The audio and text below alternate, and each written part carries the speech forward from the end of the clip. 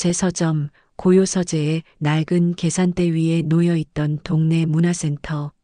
소식지 한 장이 제 단조롭던 일상에 작은 파문을 일으켰습니다. 전통 매듭 공예 체험과 인근 사찰 탐방, 단돈 3만 원. 큼지막하게 인쇄된 문구가 먼저 눈에 들어왔지요. 터무니없이 싸다는 생각이 들었지만 그런 의심조차 희미해질 만큼 제 하루하루는 무료하게 흘러가고 있었습니다. 제 이름은 길현주, 남편과 사별한 지 10년이 넘은 59살의 여자입니다. 서울 변두리 상가 건물 2층에 자리한 작은 서점을 홀로 운영하며 지내고 있어요. 책을 좋아해서 시작한 일이지만 이제는 책장 사이를 오가는 것 말고는 특별할 것 없는 날들이 반복될 뿐이었죠. 아이들은 이미 제 둥지를 떠나 각자의 삶을 꾸리고 이제는 안부 전화로나 목소리를 듣는 게 전부입니다. 그냥 바람이나 한번 쐬고 오자는 가벼운 마음이었습니다. 매듭이야 만들다 망치면 그만이고 절 구경이나 잠시 하면 되지 않겠나 싶었지요. 그날 아침 약속 장소인 문화센터 앞에 도착했을 때 저와 비슷한 또래거나 조금 더 나이 드신 분들이 20명 남짓 모여 있었습니다. 대부분 무료한 시간을 달래려 나온 듯 오랜만에 외출에 조금은 들뜬 표정들이었어요. 작은 관광버스 한 대가 도착하고 우리를 인솔할 젊은 강사가 손짓했습니다. 자, 어머님, 아버님들 이쪽으로 오세요. 오늘 즐거운 하루 만들어 보아요. 강사의 활기찬 목소리와 달리 참가자들 사이에 섞여 있던 한 분이 유독 제 눈길을 끌었습니다. 벤치에 홀로 앉아 묵묵히 신문을 읽고 계셨는데 예수는 넘어 보이시는 남자분이셨어요. 반듯하게 빗어넘긴 머리나 다부진 어깨가 예사롭지 않았지만 어딘지 모르게 까칠하고 고집스러워 보이는 인상이었습니다. 주변의 소란함에는 아랑곳하지 않고 오직 신문에만 집중하는 모습이 뭐랄까 쉬이 다가가기 어려워 보였달까요? 저분도 혼자 오셨나 문득 그런 생각이 스쳤습니다. 명찰 같은 것은 달고 있지 않아 성함은 알 수 없었지요.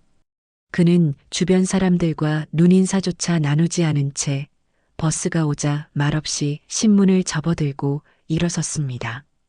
어딘가 그늘져 보이는 표정이 왠지 마음에 걸렸습니다. 버스가 출발하고 한참을 달렸습니다.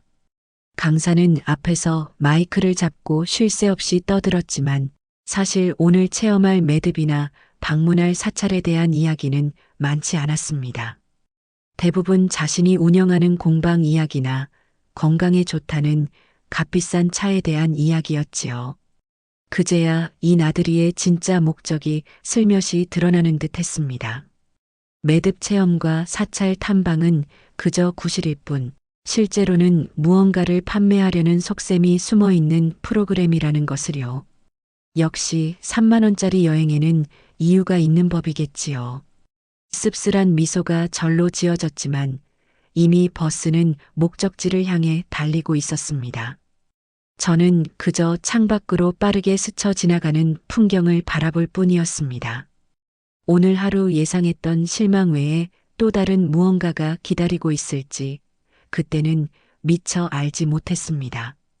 버스는 1시간을 넘게 달려 목적지에 도착했습니다. 전통 매듭 공예 체험장이라는 간판이 붙어 있었지만 번듯한 공방이라기보다는 시골 마을의 낡은 창고를 개조한 듯한 모습이었습니다. 안으로 들어서니 기다란 작업대 위에 형형색색의 끈과 부자재들이 놓여 있었고 강사는 우리를 자리에 앉히고는 바로 설명을 시작했습니다. 처음에는 간단한 팔찌 만들기부터 시작했는데 저는 평소 바느질이나 뜨개질을 좋아해서인지 생각보다 어렵지 않았습니다. 강사의 설명을 따라 차분히 끈을 엮어나가니 제법 모양이 잡혀갔지요. 하지만 제 옆자리에 앉은 그분, 아침에 신문을 읽던 그분은 영 서툰 모습이었습니다. 가뜩이나 투박해 보이는 손으로 작은 끈을 잡고 끙끙거리는데 자꾸 순서가 엉키는지 한숨을 푹 쉬기도 했습니다. 곁눈질로 보니 매듭 하나를 잘못 끼워 오도 가도 못하는 상황인 듯 했어요. 저도 제 것을 만드느라 바빴지만 저도 모르게 그쪽으로 시선이 갔습니다. 잠시 망설이다. 정말 아주 잠깐이었지만 제 손가락으로 엉킨 부분 근처의 끈 하나를 가리키며 말했습니다. 아마 이 부분을 먼저 넘기셔야 할 것 같아요. 그는 제 손가락과 자기가 만들던 매듭을 번갈아 쳐다보더니 아무 말 없이 고개만 까딱하고는 다시 매듭과 씨름을 시작했습니다. 무뚝뚝하기 짝이 없는 반응이었지만 이상하게 기분이 나쁘지는 않았습니다. 어쩌면 그 역시 이런 단체 활동이 영 어색하고 불편한 것일지도 모른다는 생각이 들었기 때문일까요? 그렇게 우리는 첫마디 아닌 천마디를 나눈 셈이 되었습니다.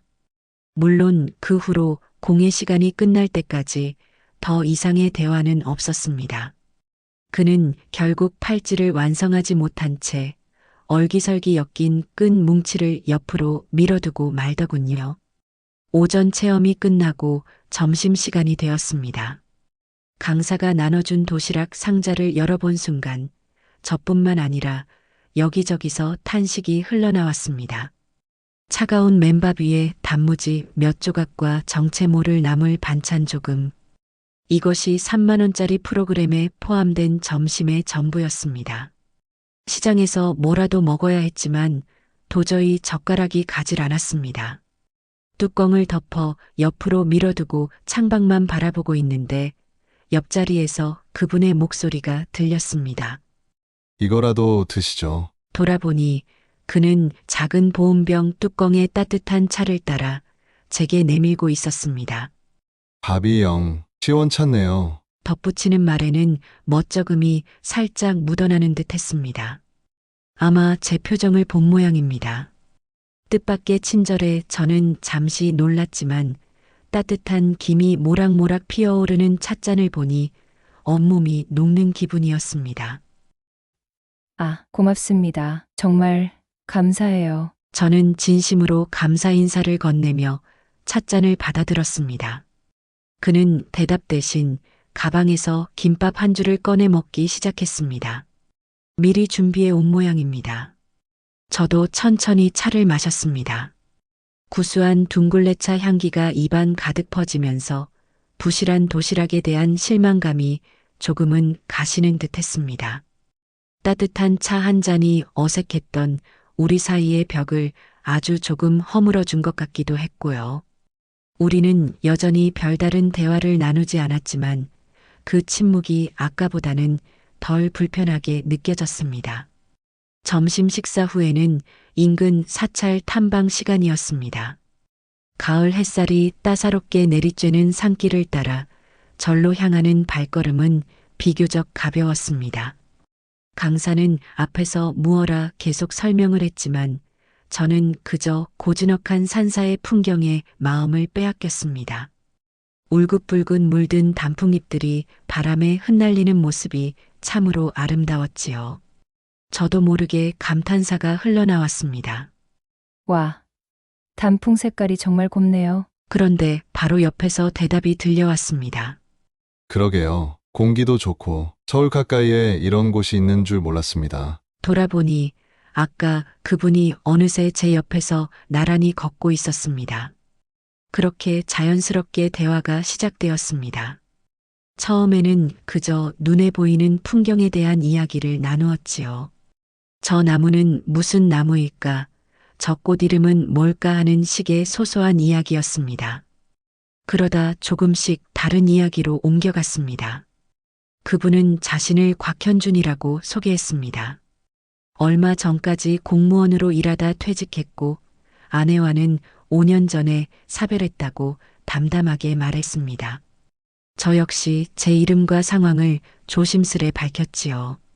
기련주라는 이름, 남편과 사별한 지 10년 된 일, 그리고 서점을 운영하며 지내는 이야기를요. 비슷한 시기에 인생의 큰 아픔을 겪었다는 동질감 때문이었을까요? 아니면 아름다운 자연 속에서 마음이 조금 열렸기 때문일까요? 처음 만났을 때의 딱딱하고 까칠해 보이던 인상과는 달리 그의 말 속에는 깊은 외로움과 함께 세상사에 대한 나름의 연륜 같은 것이 묻어나는 듯 했습니다. 서로의 아픔을 구구절절 늘어놓지는 않았지만 우리는 말하지 않아도 서로가 견뎌왔을 시간의 무게를 어렴풋이 짐작할 수 있었습니다. 그는 젊었을 때 등산을 즐겨 했다는 이야기, 저는 어린 적 읽었던 책 이야기를 나누며 산길을 걸었습니다. 가파른 돌계단을 오를 때였습니다.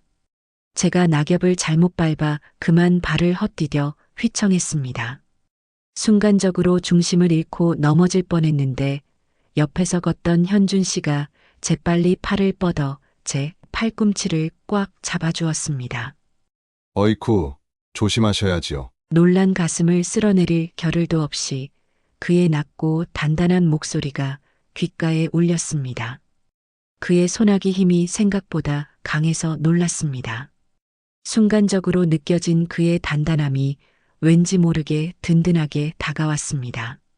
아, 네, 고맙습니다. 덕분에 안 넘어졌네요. 저는 멋쩍게 웃으며 얼른 몸을 바로 세웠습니다. 그는 별일 아니라는 듯 잡았던 팔을 놓고는 다시 앞서 걷기 시작했습니다. 아주 짧은 순간의 접촉이었지만 이상하게도 그 후로 그를 바라보는 제 시선이 조금 달라진 것을 느꼈습니다. 마치 얼어붙어 있던 제 마음의 한 부분이 그의 예상치 못한 행동으로 살짝 녹아내린 듯한 그런 기분이었습니다. 즐거웠던 사찰 산책도 잠시, 아니나 다를까 다음 코스는 특산물 판매장이었습니다. 강사는 잠시 쉬어가며 좋은 물건 구경하는 시간이라고 했지만 모두의 표정에는 이미 체념과 불편함이 가득했습니다. 판매장 안은 건강식품과 각종 지역 특산물로 가득했고 강사는 마치 전문 판매원처럼 특정 제품을 들어보이며 효능을 과장하기 시작했습니다. 여기저기서 한숨소리가 들려왔고 몇몇 분들은 아예 자리를 피하기도 했습니다. 저 역시 이런 분위기가 영 불편해서 슬그머니 뒤쪽으로 물러나 창밖만 내다보고 있었습니다. 이럴 줄 알았지만 막상 닥치니 역시나 씁쓸한 기분은 어쩔 수 없었지요.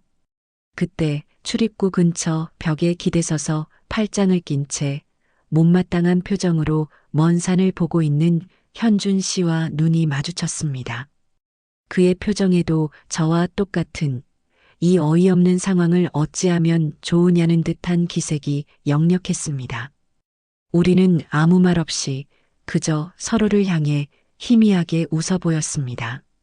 말은 통하지 않았지만 분명 같은 생각을 하고 있다는 것을 알 수 있었습니다. 그것만으로도 이상하게 위안이 되었습니다. 이 유쾌하지 않은 상황 속에 적어도 나와 같은 마음인 사람이 한 명 더 있다는 사실이 사소하지만 작은 힘이 되어주는 듯 했습니다. 빨리 이 시간이 지나가기만을 바라며 저는 다시 창밖으로 시선을 돌렸습니다. 하늘은 여전히 높고 푸르렀지만 제 마음은 조금 복잡하게 얽혀 들어가고 있었습니다. 서울로 돌아오는 버스 안은 무거운 침묵과 피곤함으로 가득했습니다. 대부분의 분들은 고단함에 깊이 잠들어 있었고 간간히 버스의 덜컹거림만이 정적을 깨뜨렸지요. 저 역시 창밖으로 빠르게 지나가는 가로등 불빛을 멍하니 바라보며 오늘 하루를 되짚어보고 있었습니다. 실망과 불편함이 대부분이었지만 이상하게도 아주 불쾌하기만 한 하루는 아니었습니다. 아마도 고즈넉했던 산사의 풍경과 그리고 예상치 못했던 곽현준 씨와의 짧은 대화 때문이었을지도 모르겠습니다. 묘한 일이었습니다. 그 무뚝뚝하고 까칠해 보이던 사람에게서 동질감과 약간의 온기를 느꼈다는 사실이 스스로도 조금 놀라웠습니다. 그때 나지막한 목소리가 들려왔습니다. 오늘 참 여러 가지 일이 있었네요. 옆 좌석은 아니었지만 제 앞 대각선 자리에 앉아있던 현준 씨였습니다. 그 역시 잠들지 않고 창밖을 보고 있었던 모양입니다. 그의 목소리는 지친 기색이 역력했지만 아까보다는 조금 부드러워진 느낌이었습니다. 네. 그러게요. 덕분에 차도 잘 마셨습니다. 제가 멋쩍게 대답하자 그는 피식 웃는 소리를 냈습니다. 그거라도 없었으면 정말 큰일 날 뻔했습니다. 짧은 대화였지만 묘한 공감대가 흘렀습니다. 우리는 잠시 침묵했습니다. 퇴직하고 나니 시간이 너무 많아서 탈입니다. 그가 불쑥 말을 이었습니다. 집에만 있자니 답답하고 그렇다고 딱히 할 일도 없고 그래서 이런 데라도 기웃거리게 되네요. 한심하지요. 그의 자조적인 말 속에는 깊은 무료함이 배어 있었습니다. 아니에요. 저도 서점 문 닫고 혼자 있으면 시간이 참 더디게 간다고 느낄 때가 많아요. 저도 모르게 속마음을 조금 내비쳤습니다. 혼자라는 것, 그리고 그로 인해 파생되는 시간의 무게는 아마 우리 둘 다 비슷하게 느끼고 있는 문제일 터였습니다. 서점, 책 좋아하시는가 봅니다. 네. 좋아하기도 하고 그냥 그게 제 삶이 되었네요. 좋은 책 있으면 나중에 추천이라도 좀 해주시면 좋겠습니다. 그의 말은 질문이라기보다는 혼잣말처럼 들렸습니다. 하지만 그 순간 저는 어쩌면 하는 생각에 작은 용기를 내보았습니다. 제 서점이 이 근처인데 고요서재라고 합니다. 혹시 근처 오실 일 있으시면 한번 들러주세요. 좋은 책들 많이 있습니다. 제 말을 들은 현준 씨는 잠시 놀란 듯 저를 돌아보았습니다. 그의 눈빛이 어둠 속에서도 조금 흔들리는 것 같았습니다. 아, 예. 고요서재 기억해두겠습니다. 그렇게 짧은 대화를 끝으로 우리는 다시 침묵 속에서 각자의 생각에 잠겼습니다. 버스에서 내릴 때 우리는 가벼운 목례만 나누고 각자의 방향으로 헤어졌습니다. 그의 마지막 표정이 어땠는지 어두워서 잘 보이지 않았습니다. 집으로 돌아와 씻고 잠자리에 누웠지만 쉽게 잠이 오지 않았습니다. 오늘 하루의 일들이 머릿속을 떠다녔습니다. 특히 현준 씨와의 짧은 만남과 대화가 계속 맴돌았습니다. 무뚝뚝함 속에 언뜻 비치던 배려심, 그리고 그가 지닌 깊은 외로움의 그림자. 서점 이름을 알려주긴 했지만 정말 그가 찾아올 거라고는 생각하지 않았습니다. 그저 스쳐 지나가는 인연, 하룻날의 해프닝 정도로 여기기로 했습니다. 그렇게 스스로를 다독이고 나서야 겨우 잠이 들 수 있었습니다. 며칠이 흘렀습니다. 제 일상은 다시 원래의 궤도로 돌아왔습니다. 서점 문을 열고 책을 정리하고 간간히 오는 손님을 맞이하는 평온하지만 단조로운 날들이었지요. 그날의 나들이는 마치 오래된 꿈처럼 희미해져 갔습니다. 현준 씨라는 사람도 제 기억 속에서 서서히 잊혀가는 듯 했습니다. 그러던 어느 평일 오후였습니다. 창밖으로 가을비가 부슬부슬 내리고 있었고 서점 안은 평소보다 더 한적했습니다. 제가 계산대 안쪽에 앉아 새로 들어온 책의 목록을 정리하고 있을 때였습니다. 딸랑 하고 문에 달린 작은 종이 울리는 소리가 났습니다. 반사적으로 고개를 들어 입구를 바라본 저는 순간 숨을 멈췄습니다. 문을 열고 들어선 사람은 다름 아닌 곽현준 씨였습니다. 그는 살짝 젖은 트렌치코트 깃을 여미며 어색한 표정으로 서점 안을 둘러보고 있었습니다. 며칠 전 버스에서 봤을 때보다 조금 더 마른 듯했고 어딘지 모르게 더 수척해 보이는 것도 같았습니다. 아, 안녕하세요. 그날 버스에서 제가 먼저 말을 건네자 그는 저를 발견하고는 조금 놀란 듯 움찔했습니다. 아, 예, 안녕하세요. 여기 서점 이름이 고요서재라고 하셔서 근처에 볼 일이 있어 왔다가 그는 횡설수설 변명처럼 말끝을 흐렸습니다. 정말로 제 서점을 찾아올 줄은 몰랐기에 저 역시 당황스러운 것은 마찬가지였습니다. 네. 어서 오세요. 비 오는데 잘 오셨네요. 애써 태어난 척하며 인사를 건넸지만 심장이 조금 빠르게 뛰는 것을 느꼈습니다. 그때 책 추천해 주신다고 하셨지 않습니까? 그가 이곳에 온 이유를 다시 한번 상기시키듯 말했습니다. 아, 네. 혹시 특별히 찾으시는 분야가 있으신가요? 아니면 좋아하시는 작가라든가. 글쎄요. 그냥 좀 마음이 편안해지는 그런 책이면 좋겠습니다. 그의 말에 저는 잠시 생각에 잠겼습니다. 마음이 편안해지는 책이라. 어쩌면 그가 지금 가장 필요로 하는 것일지도 모른다는 생각이 들었습니다. 저는 자리에서 일어나 서가 쪽으로 안내했습니다. 최근에 읽고 깊은 위로를 받았던 수필집 몇 권과 잔잔한 감동을 주는 소설 몇 권을 골라 그에게 보여주었습니다. 그는 제가 추천하는 책들을 말없이 받아들고 표지와 뒷면의 글을 꼼꼼히 읽어보았습니다. 한참을 망설이던 그는 결국 수필집 한 권을 골랐습니다. 이걸로 한번 읽어보겠습니다. 계산을 하는 동안에도 우리는 별다른 말을 나누지 않았습니다. 어색한 침묵이 흘렀지만 그 침묵이 싫지만은 않았습니다. 책값을 건네받고 거스름돈과 책을 건네주는데 그의 손가락이 살짝 제 손등을 스쳤습니다. 그날 돌계단에서 제 팔을 잡았던 때처럼 아주 짧고 우연한 접촉이었지만 저는 또다시 저도 모르게 움찔했습니다. 비 오는데 조심히 가세요. 예, 책 잘 읽겠습니다. 고맙습니다. 그는 꾸벅 인사를 하고는 서점 문을 나섰습니다. 딸랑 하고 종소리가 다시 울리고 저는 잠시 동안 그가 사라진 문 쪽을 멍하니 바라보았습니다. 정말 와버렸구나. 그 사실이 새삼 실감나면서 마음속에 잔잔한 파문 같은 것이 일렁이는 것을 느꼈습니다. 단조롭기만 하던 제 일상에 예상치 못한 돌멩이 하나가 던져진 기분이었습니다. 그 돌멩이가 잔잔한 호수 같던 제 마음에 어떤 물결을 만들어낼지는 그때는 알 수 없었습니다. 다만 오랫동안 잊고 지냈던 아주 옅은 종류의 설렘과 함께 어쩌면 앞으로 무언가 달라질지도 모른다는 막연한 예감이 드는 오후였습니다. 며칠 뒤 그는 다시 서점에 들렀습니다. 이번에는 비에 젖지 않은 조금은 더 편안해 보이는 모습이었습니다. 그는 지난번에 사간 책이 참 좋았다며 비슷한 종류의 책을 한 권 더 추천해달라고 했습니다. 저는 기꺼이 다른 수필집을 골라주었고 그는 고맙다는 인사를 하고 책을 사서 돌아갔습니다.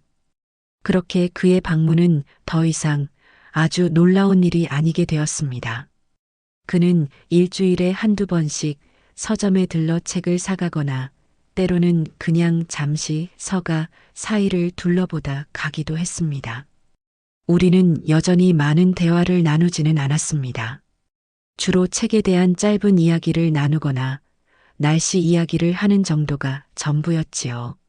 하지만 그가 서점 문을 열고 들어설 때마다 저는 이제 아주 희미하게나마 반가움을 느끼기 시작했습니다. 그의 방문이 제 굳어있던 일상에 작은 균열을 내고 있다는 것을 저는 서서히 깨닫고 있었습니다. 그 균열이 어디로 이어질지는 알 수 없었지만 이상하게도 그 변화가 두렵지만은 않았습니다. 곽현준 씨의 서점 방문은 어느덧 제 일상의 한 부분이 되어가고 있었습니다. 처음의 어색함은 시간이 지나면서 조금씩 옅어졌고 우리는 책 이야기 외에도 소소한 일상에 대해 조금씩 말을 트기 시작했습니다. 그는 가끔 동네 공원을 산책하다 들렀다며 숨을 고르기도 했고 저는 새로 나온 좋은 차가 있다며 그에게 차 한 잔을 권하기도 했지요. 말수가 많은 편은 아니었지만 그가 던지는 무심한 듯한 질문 속에는 저에 대한 관심이 담겨 있다는 것을 느낄 수 있었습니다.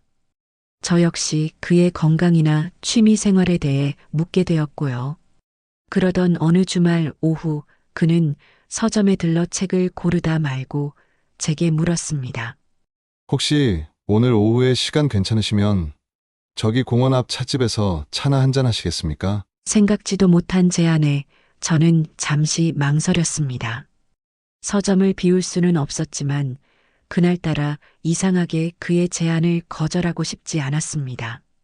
네, 좋아요. 마침 오늘은 조금 한가하네요. 저는 서점 문에 잠시 외출 중이라는 팻말을 걸고 그를 따라 나섰습니다. 우리가 향한 곳은 서점에서 멀지 않은 조용하고 아담한 전통 찻집이었습니다. 그는 대추차를, 저는 국화차를 시켰습니다. 서점이라는 익숙한 공간을 벗어나 마주 앉으니 조금 쑥스러웠지만 따뜻한 차를 마시며 나누는 대화는 의외로 편안했습니다. 그는 은퇴 후의 생활에 대해, 저는 서점을 운영하며 겪는 소소한 어려움들에 대해 이야기했습니다. 특별할 것 없는 이야기들이었지만 누군가와 이렇게 마주 앉아 제 이야기를 편안하게 나눌 수 있다는 사실 자체가 제게는 오랜만에 느껴보는 따뜻함이었습니다. 그 후로 우리는 가끔씩 그렇게 서점 밖에서 만나 차를 마시거나 날씨 좋은 날이면 함께 동네 공원을 잠시 걷기도 했습니다. 그의 무뚝뚝한 표정 뒤에 숨겨진 따뜻함을 발견하는 날들이 늘어갔고 저 역시 그 앞에서 조금씩 제 본연의 모습을 드러내게 되었지요. 오랜 시간 닫혀있던 제 마음의 빗장이 아주 천천히 조금씩 열리고 있다는 것을 느꼈습니다. 계절이 바뀌어 쌀쌀한 바람이 불기 시작할 무렵 제게 시련이 찾아왔습니다. 서점이 들어있는 건물의 주인이 바뀌면서 갑작스럽게 가게를 비워달라는 통보를 받게 된 것입니다. 아직 계약 기간이 남아 있었지만 새로운 주인은 이런저런 핑계를 대며 막무가내로 이사를 종용했습니다. 10년 넘게 제 삶의 터전이었던 소중한 공간을 잃게 될지도 모른다는 생각에 눈앞이 캄캄했습니다. 밤에는 잠도 제대로 이루지 못했고 낮에는 애써 태어난 척했지만 얼굴에 그늘이 지는 것은 어쩔 수 없었지요. 현준 씨는 금세 제 표정의 변화를 알아차렸습니다. 무슨 안 좋은 일 있습니까? 안색이 영 안 좋아 보이십니다. 그의 걱정 어린 물음에 저는 결국 참지 못하고 그간의 사정을 털어놓았습니다. 제 이야기를 묵묵히 듣고 있던 그는 잠시 생각에 잠기더니 의외로 차분하게 말했습니다. 계약서를 한번 볼 수 있을까요? 제가 전에 구청에서 이런 관련 업무를 조금 봤었습니다. 저는 지푸라기라도 잡는 심정으로 그에게 계약서를 보여주었습니다. 그는 안경을 꺼내 쓰고 한참 동안 계약서 조항들을 꼼꼼히 살폈습니다. 그리고는 몇 가지 문제점과 제가 주장할 수 있는 권리들에 대해 차분하게 설명해 주었습니다. 혼자서는 막막하기만 했던 문제가 그의 설명을 들으니 조금은 길이 보이는 듯 했습니다. 그 후로 현준 씨는 마치 자신의 일처럼 발벗고 나서 주었습니다. 그는 건물주에게 보낼 내용 증명 작성하는 것을 도와주었고 제가 법률 상담을 받을 수 있는 곳을 알아봐 주기도 했습니다. 심지어는 함께 부동산에 들러 새로운 가게 자리를 알아보러 다니기도 했습니다. 오랜 공직 생활 경험 덕분인지 그는 이런 일 처리에 저보다 훨씬 능숙했고 그의 침착하고 논리적인 태도는 불안에 떨던 제게 큰 힘이 되었습니다. 그 과정에서 저는 그의 또 다른 면모를 보게 되었습니다. 평소의 무뚝뚝함과는 다른 문제 해결에 있어 보여주는 철저함과 책임감, 그리고 무엇보다 저를 걱정하고 돕고자 하는 그의 진심이 느껴졌습니다. 그가 옆에 있다는 사실만으로도 불안감이 크게 줄어드는 것을 느꼈지요. 혼자서는 감당하기 벅찼을 그 힘든 시간을 저는 그의 도움 덕분에 조금씩 헤쳐나갈 수 있었습니다. 다행히 그의 조언대로 차분히 대응한 결과 건물주와 극적으로 합의점을 찾게 되었습니다. 약간의 보상금을 받고 가게를 이전하기로 결정한 것입니다. 물론 정든 공간을 떠나는 것은 아쉬웠지만 최악의 상황은 면했다는 안도감이 더 컸습니다. 근처에 작지만 더 아늑한 새 공간을 찾아 계약까지 마친 날, 저는 현준 씨에게 진심으로 감사한 마음을 전하고 싶었습니다. 현준 씨, 정말 어떻게 감사를 드려야 할지 모르겠어요. 현준 씨 아니었으면 저 정말 힘들었을 거예요. 뭐려?